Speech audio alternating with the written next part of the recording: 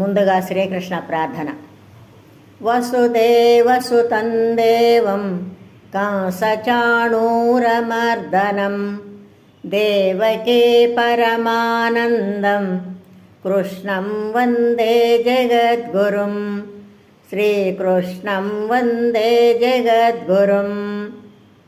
జై శ్రీకృష్ణ. ఇప్పుడు శ్రీమద్భగవద్గీత 2వ అధ్యాయం సాంఖ్యయోగము నుండి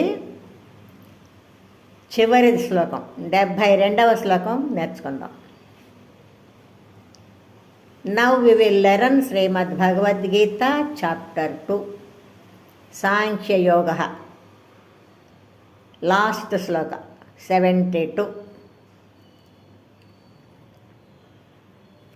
ఏషా బ్రాహ్మీ స్థితే పార్థ ఏషా బ్రాహ్మీ స్థితే పార్థ నైనాం ప్రాప్య విముహ్యతి నైనాం ప్రాప్య విముహ్యతి నైనాం ప్రాప్య విముహ్యతి స్థిత్వా స్యామంతకాలేపి స్థిత్వా స్యామంతకాలేపి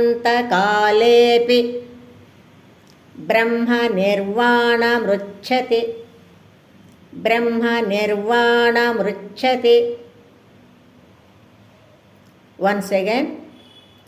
ఏషా బ్రాహ్మీ స్థితే పార్థ ఏషా బ్రాహ్మీ స్థితే పార్థ నైనాం ప్రాప్య విముహ్యతి నైనాం ప్రాప్య విముహ్యతి స్థిత్వా స్యామంతకాలేపి స్థిత్వా స్యామంతకాలేపి బ్రహ్మ నిర్వాణమృచ్చతి బ్రహ్మ నిర్వాణమృచ్చతి.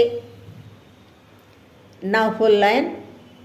ఏషా బ్రాహ్మీ స్థితే పార్థ నైనాం ప్రాప్య విముహ్యతి ఏషా బ్రాహ్మీ స్థితే పార్థ నైనాం ప్రాప్య విముహ్యతి స్థిత్వా స్యామంతకాలేపి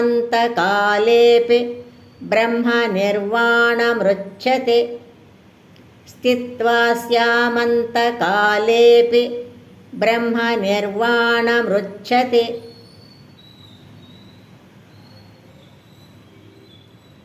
నౌ ఫుల్ శ్లోక.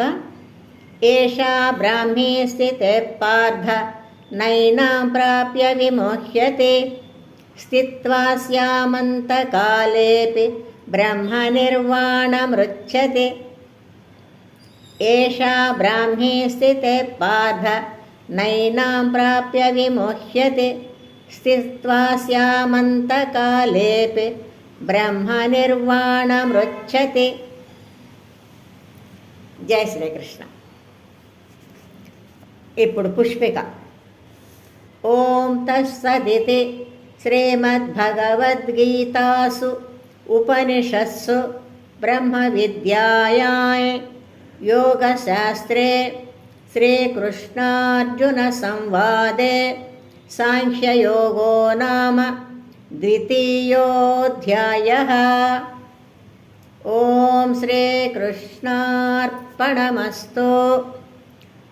యోగేశం సచ్చిదానందం వాసుదేవం వ్రజప్రియం ధర్మ సంస్థాపకం వీరం కృష్ణం వందే జగద్గురుం. శ్రీకృష్ణం వందే జగద్గురుం. జై శ్రీకృష్ణ. శ్రద్ధగా నేర్చుకొని రోజు పాడుకుందాం. Let's learn diligently and sing daily. జై శ్రీకృష్ణ.